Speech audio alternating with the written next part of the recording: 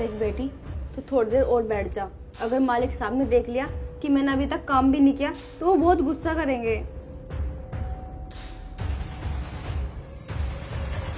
चल पहले मैं तुझे खाट पर बाहर बिठा देती हूँ। अरे ये तो मालिक साहब का फोन है। बेटी तू ऐसा कर, ये फोन चला ले बैठ के, इतने मैं अपना काम खत्म कर लेती हूँ।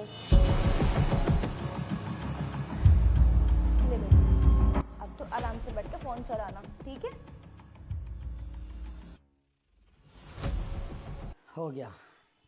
सर ने मुझसे जिस प्रोजेक्ट को कंप्लीट करने के लिए बोला था ना, अब वो पूरी तरीके से कंप्लीट हो चुका है। एक काम करता हूँ, सर को कॉल करके बोल देता हूँ। लेकिन मेरा फ़ोन, हाँ फ़ोन तो मेरा अंदर रखा है ना, अभी लेकर आता हूँ।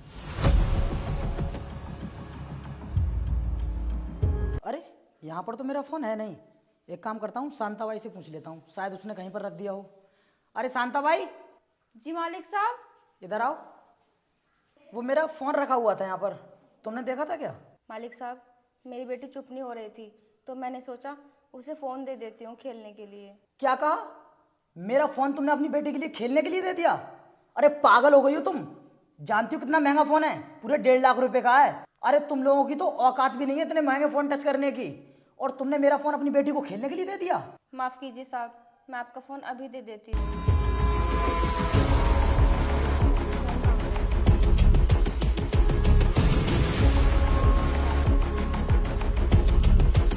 कितना गंदा कर दिया फ़ोन। देखो तो डिस्प्ले पे स्क्रैच भी मार दिए। अब मुझे ये बता, इसकी कीमत कौन भरेगा? तेरा बाप? साहब कहानी मुझसे गलती हो गई है, लाइए मैं इसे साफ कर देती हूँ। इधर दे फ़ोन। इन गंदे कपड़ों से मेरे फ़ोन को साफ करेगी तू? न जाने कब से नहीं धोए ये कपड़े। बस बहुत हो गया। अब तो मैं तुझे यहाँ पर 1 मिनट भी बर्दाश्त नहीं कर सकता। अभी घर से निकालता हूँ तुझे, फिर उसके बाद दूसरी बाई लेकर आऊंगा। चल निकल यहाँ से। साहब मुझे माफ़ कर दीजिए, अगर आप मुझे सहारा नहीं दोगे तो मैं कहाँ जाऊँगी? वैसे ही मेरा इस दुनिया में कोई नहीं है। सुन, ये फालतू के नाटक मुझे करके मत दिखा, और मुझे ये बता, यहाँ पर तू काम करने आती है, यहाँ पर तेरी बेटी काम करने आती है जो उसको साथ लेकर आती है? साहब मैं अपनी बेटी को अकेला घर पर कैसे छोड़ सकती हूँ?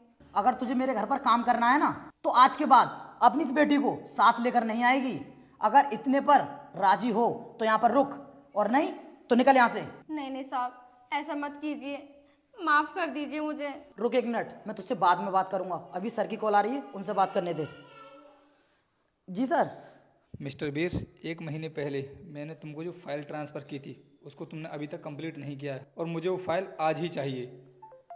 सॉरी सर, बट मैंने अभी वो फाइल कंप्लीट नहीं की है। तो फिर ठीक है बीर, 10 करोड़ की डील को तुम भूल जाओ।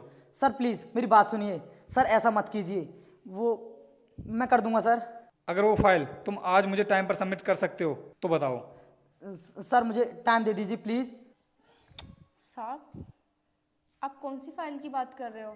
सुनो शांता बाई, तुम फाइल के बारे में कुछ भी नहीं जानती हो, इसलिए अपने काम से काम रखो, मेरा दिमाग खराब मत करो। और वैसे भी मुझे 10 करोड़ का नुकसान हो चुका है। साहब आप एक बार मेरे साथ चलिए, मैं आपको कुछ दिखाती हूँ। आइए।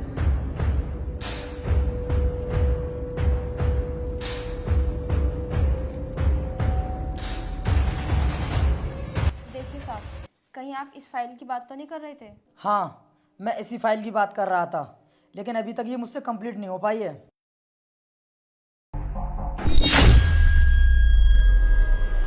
अरे ये फाइल तो कंप्लीट हो चुकी है, लेकिन मैंने इससे तो हाथ भी नहीं लगाया है, फिर ये कैसे हो गई? साहब जब आप बाहर गए हुए थे तो इस फाइल को मैंने कंप्लीट किया था। क्या शांता बाई, इस फाइल को तुमने कंप्लीट किया था?